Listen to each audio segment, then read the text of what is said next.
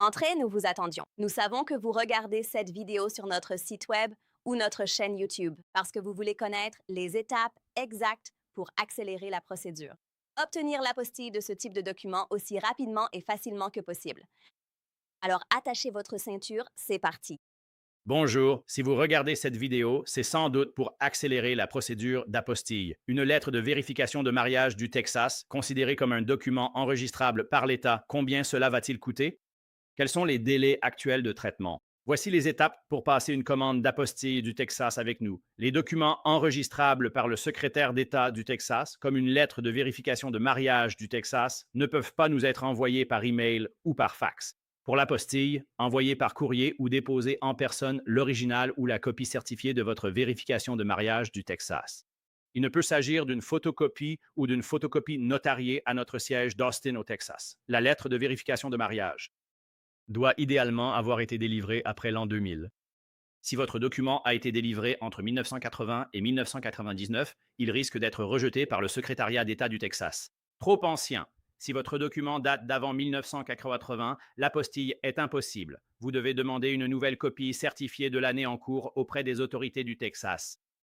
Deuxièmement, les documents enregistrables n'ont pas à être notariés et ne peuvent pas l'être. Un notaire ne peut donc pas faire une copie d'un document enregistrable et la faire authentifier pour vous. Obtenez votre lettre de vérification de mariage directement auprès d'une entité municipale, de comté ou d'État au Texas, comme les services Texas Vital Statistics ou le bureau du greffier d'une ville ou d'un comté local. C'est ici que l'événement officiel a été enregistré dans les registres. C'est donc ici que 99% des lettres de vérification de mariage sont délivrées, à savoir par Texas Vital Statistics ou Texas Vital Records. Et vous verrez que c'est indiqué ici en haut. Texas Department of State Health Services, qui est l'agence qui crée le service des statistiques vitales du Texas. Et tout ça, ce qui est simplement indiqué ici, section des statistiques vitales. Donc, en fait, tout le monde l'appelle simplement Texas Vital Statistics pour vos actes texans. Texas File Record est donc basé à Austin, au Texas, et couvre les 254 comtés de l'État. Ils peuvent vous fournir une lettre de vérification pour chacun des 254 comtés. Maintenant, il y a certains comtés, pas beaucoup, au Texas, qui, au niveau du comté et peut-être même dans certaines villes au niveau municipal, délivreront quelque chose de similaire à ceci, une sorte de vérification de mariage ou une lettre de statut marital pour un autre pays. Donc, un autre pays va probablement vouloir, si vous avez déjà été marié, voir l'ancien certificat ou la licence de mariage.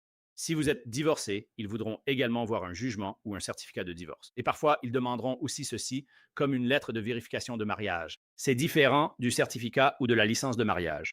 Voici à quoi cela ressemblera. C'est une lettre indiquant État du Texas, comté de Travis. C'est là que la personne s'est mariée dans le comté de Travis. On indiquera qu'une recherche a été effectuée dans l'État du Texas pour vérifier le mariage de la personne nommée. Ils indiquent que le mariage a été enregistré à la date masquée ici le 5 août 2012 dans le comté de Tarrant. C'est là que la personne s'est donc mariée à cette date dans ce comté dans l'État du Texas, ce qui permet de vérifier que cette personne s'est bien mariée à ce moment-là et à cet endroit. Et puis, vous obtenez à nouveau ce document auprès des statistiques fédérales du Texas. Nous ne le recommandons pas vraiment, nous vous conseillons de passer par le niveau du comté ou de la ville, car à moins qu'une entité étrangère ne demande ce document précis, ils ne l'accepteront généralement pas par les autorités. Ils veulent avoir une licence de mariage ou un certificat de mariage et ou un jugement de divorce ou un certificat de divorce si vous avez divorcé. Et ou ils souhaitent désormais obtenir une ou plusieurs attestations de célibat. C'est surtout parce que vous faites une déclaration qui est ensuite notariée. Vous rédigez une déclaration sous serment qui est ensuite notariée et vous l'obtenez apôtre. C'est surtout ce qu'ils veulent. Si vous recevez ce message, c'est sans doute que vous vous mariez avec quelqu'un à l'étranger, hors des USA. Et ils vont demander ce genre de choses. Lettre de vérification de Mary. Notre certificat de mariage, si vous avez déjà été marié, le divorce, si vous avez déjà divorcé, si vous n'avez jamais été marié ou divorcé, alors ils veulent une attestation de célibat et votre acte de naissance. C'est généralement cela avec votre passeport, permis de conduire et apostille. Ce sont généralement ces documents qu'ils demandent pour vous marier. En montant ici, vous verrez que nous pouvons tout faire. Pour votre passeport ou apostille, il suffit de monter ici. L'attestation de célibat est là avec un modèle à disposition. Vous pouvez simplement l'imprimer, aller chez un notaire et signer et remplir ce modèle d'attestation, puis vous pourrez finaliser cela. Et l'acte de naissance est ici. Les jugements et attestations de divorce se trouvent ici. Et juste plus bas sur la ligne, vous verrez les certificats ou licences de mariage. Certains comtés les appellent différemment. C'est donc le même processus. Les lettres de vérification de mariage ou les antécédents du FBI. Ils pourraient aussi vous le demander. Donc, vous pouvez simplement aller directement là pour cela. Sur notre page de commande d'apostille du Texas, accessible via le bouton Formulaire de commande en bas de page, remplissez le formulaire en ligne. Ensuite, imprimez-le et déposez-le ou envoyez-le nous par courrier avec une étiquette de retour FedEx ou UPS prépayée. Ainsi, nous pourrons renvoyer vos documents à vous ou à tout autre destinataire dans le monde entier. C'est également ici que vous obtiendrez cette lettre de vérification et que vous la commandez auprès de Texas Auto Records. Ou si vous en commandez une auprès d'une ville ou d'un comté quelque part au Texas, oui, vous pouvez leur demander de nous l'envoyer directement. Parce que vous ne vivez plus au Texas ou plus aux États-Unis ou que vous vivez à l'étranger, disons. Si vous le voulez bien, vous pouvez leur demander de nous faire parvenir ce document directement. Mais comme indiqué dans nos instructions plus bas sur cette page que je vais expliquer, vous devez nous envoyer par email une étiquette d'expédition prépayée pour le retour ainsi qu'un formulaire de commande avant que nous recevions ce document de leur part et assurez-vous que notre nom y figure. Vous devez donc l'avoir. Ils doivent l'envoyer à Apostle, Texas. Ils ne peuvent pas l'envoyer à votre nom chez nous. On va aussi expliquer ça. Ensuite, il y a l'étape numéro 2 qui concerne les instructions d'expédition. C'est la deuxième étape. Tout cela va concerner l'expédition et la façon dont vous allez nous envoyer votre document et récupérer les documents de notre part. Nous allons vous expliquer ce que vous pouvez et ne pouvez pas faire. Alors, première chose, on nous demande tout le temps, et c'est dans nos FAQ, avec quel service recommandez-vous d'expédier les documents? Et la réponse est sans équivoque. Sans équivoque, FedEx. Nous expédions depuis 16 ans. Nous avons expédié vers 6 continents. Pas encore fait l'Antarctique. Touchons du bois, on espère y aller. Expédié partout dans le monde depuis 16 ans. Nous expédions uniquement par FedEx vers notre bureau du district de Columbia lorsque nous traitons des documents fédéraux et d'ambassade. En 16 ans, je touche du bois, FedEx n'a jamais perdu un seul de nos colis, ni endommagé un seul de nos colis au point que nous ne puissions pas les récupérer. Apôtre. Et ce sont de loin les plus abordables des 3 principaux opérateurs des États-Unis. La plupart des gens l'ignorent car ils expédient les commandes incorrectement. Et nous allons vous expliquer comment faire, comment réaliser de grandes économies et comment vous devriez utiliser FedEx. Donc, il faut utiliser FedEx One Rate. La plupart des gens ne le font pas. La grande majorité des gens choisissent FedEx, obtiennent un devis élevé et finissent chez UPS ou USPS si vous utilisez FedEx One Rate. On explique justement comment faire cela en détail dans une longue vidéo avec des captures d'écran. Si vous voulez consulter les captures d'écran, cette page vous explique en détail la marche à suivre ici même. Pour FedEx et UPS. Si vous utilisez FedEx One Rate, par exemple, Austin est au centre du Texas. Quand nous envoyons nos documents à l'autre bout du pays, jusqu'à l'Atlantique, à Washington, D.C., ça ne coûte que 10,95 $ pour un envoi FedEx en 2 jours. On ne peut même pas envoyer ça par courrier ordinaire à ce tarif au Texas. Lorsque nous faisons des devis, ce que nous faisons fréquemment, UPS facture plus de 40 $ pour cette même livraison au même endroit. Mon adresse email est avec la même rapidité et même la poste coûte plus de 23 $. Donc, c'est 2 fois plus avec la poste et 4 fois plus avec UPS. Alors, utilisez FedEx. Voilà le secret, le petit secret. Il suffit de cliquer ici et cela vous guidera pour le faire. Pour l'Amérique latine ou certaines zones d'Europe, FedEx et UPS peuvent coûter vraiment très cher. Et il faut passer par DHL. Nous acceptons DHL. Ça prendra plus de temps car ils n'ont pas de bureau. Ça va retarder d'1 jour. Normalement, c'est possible dès le lendemain, puis nous le déposerons. C'est donc ce que nous recommandons. Allez-y. Chacune de ces options vous guidera pour le créer. Et vous pouvez faire cela en ligne partout dans le monde. Vous pouvez créer cette étiquette depuis chez vous, où que vous soyez. Pas besoin de sortir pour créer l'étiquette. Ensuite, il vous suffit d'imprimer l'étiquette et de l'envoyer avec vos documents ou vous pouvez aussi nous l'envoyer par email. Dans tous les cas, ce sera toujours un PDF. Il faut donc bien veiller à télécharger le PDF original. Cela ne peut pas être un document Word et vous ne pouvez pas non plus en prendre une photo. FedEx ou UPS, lorsque vous créez l'étiquette, vous fourniront un PDF. Imprimez-le et joignez-le à vos documents à envoyer à notre adresse ou envoyez-le par email si un tiers s'en occupe. Par exemple, voici ce dont je vais parler. Si vous faites appel à Texas Vital Statistics ou Texas Vital Records, c'est le même organisme à Austin, au Texas. Il délivre des copies certifiées conformes des actes de naissance et de décès pour les 254 comtés. Ainsi, beaucoup de nos clients commandent un nouvel acte de naissance ou un nouvel acte de décès dont ils ont besoin pour un autre pays. Ils demandent à Texas Vital Statistics de nous l'envoyer directement par courrier car il se trouve ailleurs aux États-Unis ou quelque part dans le monde. Il n'est pas logique de l'expédier si loin étant donné le coût et le temps pour envoyer ce document en Europe ou en Chine, alors qu'ils peuvent simplement nous l'envoyer. Ou ils le font localement pour une licence, un certificat de mariage ou un jugement de divorce.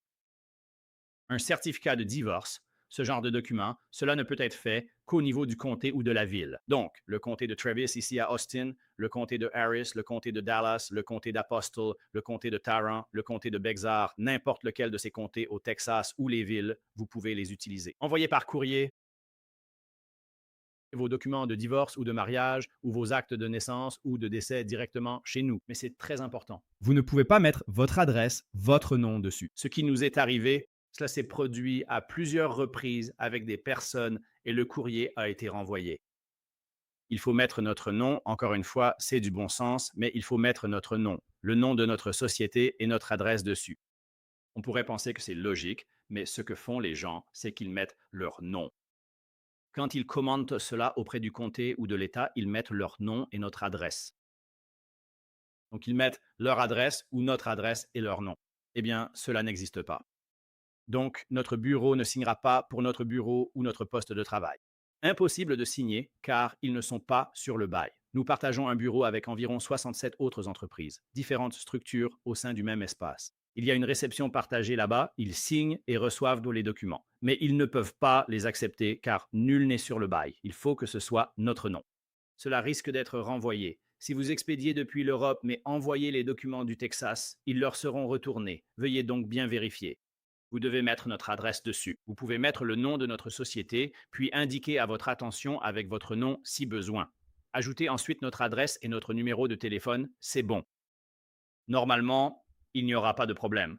Mais assurez-vous que notre nom, Apostle Texas, figure bien sur votre envoi. De plus, une fois vos documents apostillés, vous devrez nous fournir une étiquette d'expédition prépayée. Vous pouvez simplement nous l'envoyer par email pour le retour. Vous pouvez l'envoyer par courrier avec vos documents ou en les déposant avec une étiquette d'expédition uniquement disponible à Austin, au Texas, au nord de l'État. C'est possible uniquement à Austin via le secrétaire d'État, pas à Houston, Dallas, El Paso ou San Antonio. Si vous déposez les documents en personne, ce qu'on déconseille, on vous expliquera pourquoi à l'étape 3. Mais dans ce cas, vous pouvez également déposer une étiquette d'expédition prépayée. Mais sur cette étiquette d'expédition, vous ne pouvez pas mettre nos informations. Vous devez donc mettre votre nom, numéro de téléphone et adresse, ou ceux d'un collègue, d'un ami, d'un membre de la famille ou d'une entreprise. Peu importe ce que vous mettez, mais vous ne pouvez pas mettre notre adresse car nous serions facturés par FedEx, UPS ou DHL si le colis passe par la douane. Ou encore si votre envoi nécessite des frais supplémentaires, par exemple si vous n'avez pas assez payé pour l'expédition. Donc cela concerne le coin supérieur gauche. Donc quand vous créez une étiquette d'expédition et qu'on vous demande d'où part l'envoi. D'accord. Nous ne sommes pas l'expéditeur. Nous ne sommes pas l'importateur. C'est vous ou l'importateur qui créez l'étiquette d'expédition pour l'étranger. Vous devez indiquer l'expéditeur, mais sans nos informations. Ça part d'Austin, Texas, mais nous faisons seulement le dépôt. Donc n'utilisez pas nos coordonnées. Encore une fois, nous ne renverrons pas vos documents. Si vous fournissez une étiquette d'expédition avec nos infos, nous ne l'utiliserons pas. Nous vous contacterons par email pour en demander une nouvelle. C'est indiqué ici. On a fait des vidéos et des captures d'écran. On vous dit que c'est impossible, donc fournissez-nous simplement une étiquette avec une autre adresse. De toute façon, ça n'aura aucune importance car ça ne sert que si FedEx le perd, c'est-à-dire que l'adresse que vous avez indiquée n'existe pas. Dans ce cas, il le renvoie à l'expéditeur. Donc, de toute façon, vous ne voulez pas que cela nous revienne. Vous voulez que cela vous revienne à vous. Ou alors à qui vous voulez, un ami, un membre de la famille, un collègue, peu importe, un avocat, où vous voulez. Mais il faut juste s'assurer que lorsque vous mettez l'étiquette d'expédition, ce ne soit pas notre adresse. Et ça, on en parle juste ici, sur ces deux-là aussi. Et puis, si vous expédiez à l'étranger, vous devez remplir une facture de douane. D'accord, ce n'est pas le cas pour tous les pays, mais pour presque tous. Quand vous envoyez des documents, il faut parfois joindre une facture de douane ou commerciale pour passer la douane vers un autre pays. Ce n'est pas requis pour un envoi national, mais si vous l'envoyez au Canada, en Europe, en Chine, en Australie, au Moyen-Orient ou en Amérique du Sud, ils vont vouloir savoir précisément ce qu'il y a à l'intérieur de l'enveloppe. Cliquez ici pour FedEx ou UPS. Nous avons des modèles pré-remplis conçus avec leurs responsables pour simplifier ces formulaires en retirant le superflu. Cela évite les confusions car vous n'en avez pas besoin. Et tout est déjà pré-rempli pour vous. Remplissez simplement vos informations et votre adresse, puis signez et datez-le. C'est tout. Ensuite, vous pouvez l'imprimer et nous l'envoyer par courrier, nous l'envoyer par email ou le déposer lorsque vous venez déposer vos documents chez nous quand nous voudrons le retourner. Donc, encore une fois, cela passera par ici, pour les deux. Et encore, pour certains pays, cela n'a pas d'importance. Par exemple, pour le Mexique, vous n'en avez pas besoin, mais beaucoup le font quand même par précaution. Nous allons simplement glisser cela dans le colis avec la facture de douane quand nous l'enverrons. Mais je sais que le Mexique ne s'en soucie pas pour les documents. Pour les colis, ils s'en soucieront. Il faut avoir une facture de douane. Mais pour ce qui est des documents, cela ne les intéresse pas. Donc voilà, c'est à peu près tout pour l'expédition. Merci. Ceci est l'étape 3. Je vais passer en revue les tarifs actuels que nous proposons. Sachez également que si vous comptez nous soumettre officiellement des documents, voici donc nos délais de traitement qui sont actuellement à jour en date du 30 novembre 2025. Donc, si vous allez nous déposer des documents, ce que vous devrez faire, c'est que vous devrez imprimer notre formulaire de commande que vous remplissez en ligne sur lequel vous allez cliquer juste ici en bas. En cliquant ici, vous accéderez à la page de notre formulaire de commande que vous devrez remplir en ligne puis imprimer. Et il y a une autre vidéo là-bas qui explique comment remplir le formulaire de commande et tout ce qui s'y rapporte. Donc, si vous allez, encore une fois, si vous allez nous envoyer vos documents par la poste, ce que la plupart des gens font, vous imprimez notre formulaire de commande et vous l'envoyez avec vos documents. Comme nous l'indiquons à l'étape 2, vous nous l'envoyez. Si vous venez déposer vos documents en personne, ce qui n'accélère pas le processus, et je vais expliquer pourquoi. Si vous souhaitez déposer vos documents dans notre bureau d'Austin, qui est le seul emplacement, pas Houston, pas Dallas, uniquement notre bureau d'Austin, vous pouvez y déposer vos documents. Donc, si vous habitez dans la région d'Austin, vous devez imprimer notre formulaire de commande et l'apporter avec vos documents. Et maintenant, je vais vous expliquer nos horaires de dépôt. Donc, pour le service le jour même, cela signifie que nous allons déposer vos documents juridiques auprès du secrétaire d'État du Texas. Si nous recevons vos documents avant midi, heure normale du centre, du lundi au vendredi, à l'exception des principaux jours fériés fédéraux ou d'État. Donc, chaque fois que le secrétaire d'État est ouvert, et en fait, il ferme plus souvent que les jours fériés fédéraux et d'État, comme pour le 4 juillet cette année, ils ont fermé le lundi suivant. Ce n'était pas férié. Et ils ont fermé ce mercredi avant Thanksgiving et ce n'était pas un jour férié fédéral. Black Friday, ils sont aussi fermés. Pas un jour férié fédéral, mais ils ferment 3 jours cette semaine. Et ils seront fermés pendant 3 jours pour Noël. Ils l'ont déjà annoncé la veille de Noël.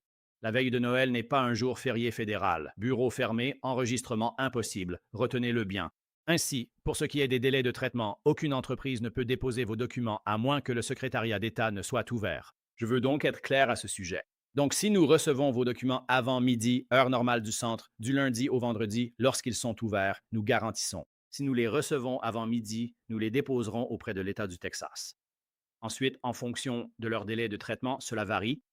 Nous ne contrôlons pas cela. Aucune entreprise ni personne ne contrôle la rapidité avec laquelle ils traitent les dossiers. Nous mettons cela à jour chaque mois. D'ici quelques heures, cela va passer à décembre 2025. Si vous regardez cette vidéo plus tard, en 2026 ou 2027, fiez-vous uniquement aux indications sur cette page. C'est le délai de traitement actuel du secrétaire d'État et je vais vous l'expliquer avec nos exemples. En ce moment, en novembre 2025, il faut de 0 à 2 jours ouvrés au secrétaire d'État pour délivrer les apostilles. Je vous explique ce que signifie 0 jours. D'accord, donc nous allons donner quelques scénarios ici.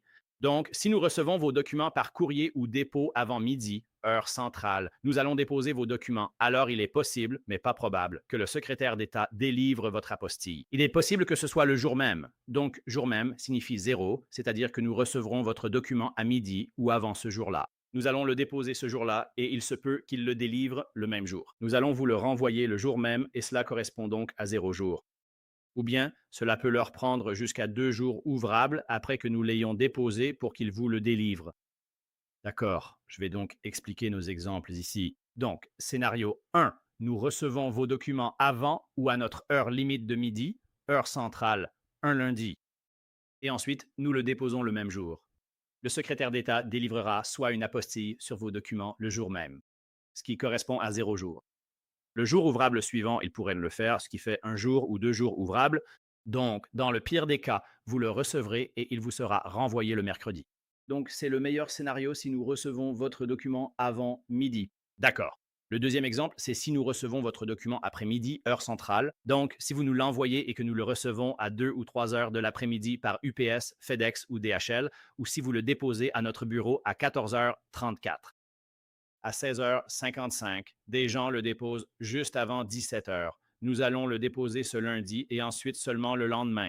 Nous allons le déposer le jour ouvrable suivant. Et ensuite, il pourrait le délivrer ce même jour. Cela fait 0 jour. Il pourrait le délivrer le jour ouvrable suivant, 1 jour ou 2 jours ouvrables. Dans le pire des cas, nous pouvons le récupérer et vous l'envoyer par la poste ce jeudi. Dans les 2 cas, si nous recevons votre document un lundi, quelle que soit l'heure, ce sera pour mercredi ou jeudi. Donc, encore une fois, au pire, à moins d'une apocalypse zombie ou d'une invasion, si vous le faites un lundi, il vous sera renvoyé par la poste le jeudi. Au mieux, cela peut vous être renvoyé dès le lundi. Donc, juste pour récapituler, et je ne saurais trop insister là-dessus, venir à notre bureau d'Austin pour déposer vos documents au lieu de les envoyer par la poste n'accélère pas le processus.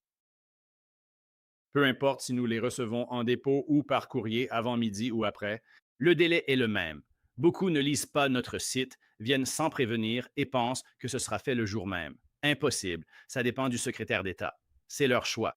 Ce sont eux qui décident s'ils le livrent le jour même ou sous 2 jours. À moins d'habiter dans la région d'Austin, cela n'accélère pas les choses. Envoyez simplement vos documents en express, comme indiqué à l'étape 2 sur la façon de procéder. Et puis, ces tarifs sont ceux d'aujourd'hui. Ils pourraient changer entre 2026 et 2028, quelle que soit la date, mais vérifiez toujours les infos. Fiez-vous à ce qui est indiqué ici, peu importe le reste, c'est cela qu'il faut suivre. Ce sont les tarifs en vigueur. Pour le premier document, faire apostiller un document auprès du secrétaire d'État, c'est 95 $ et cela inclut les frais de dossier. Donc, vous ne nous envoyez pas de chèque de mandat ou de chèque de banque. Vous ne nous envoyez pas d'argent pour les frais de dépôt, ni ne gérez la paperasse. Vous ne nous envoyez pas le formulaire de l'État. Nous avons nos propres formulaires et nous payons les frais de dépôt. C'est exactement 95 $ tout compris, sans aucune taxe. C'est tout ce que vous payez. Et si vous avez plusieurs documents, il y a une réduction. Et voici un petit tableau simple pour vous. Un document, c'est 95. 2, il faut un colis. Et cela se fait en même temps. C'est 170 pour 3, 245, etc. Ce sont simplement les tarifs actuels. C'est tout ce qu'on a. Et chaque document supplémentaire coûte 75 $. Quand vous êtes prêt à commander, il vous suffit de cliquer sur ce bouton pour accéder au formulaire d'apostille du Texas. Et encore une fois, ceci concerne uniquement le Texas. Cela ne concerne pas les tarifs fédéraux ou les tarifs pour les entreprises, ni les tarifs du Texas pour les documents d'entreprise à apostiller ou les frais d'ambassade. Ceci concerne spécifiquement uniquement le secrétaire d'État du Texas et les documents du Texas. Donc, les documents qui sont notariés par un notaire du Texas ou les documents émis par une entité texane comme une ville, un comté ou le gouvernement de l'État, comme un acte de naissance du Texas, un certificat de décès, une licence de mariage, un jugement de divorce, des casiers judiciaires, des vérifications, un permis de conduire, des procurations, ce genre de choses. Donc, ça, c'est l'étape 3. Merci.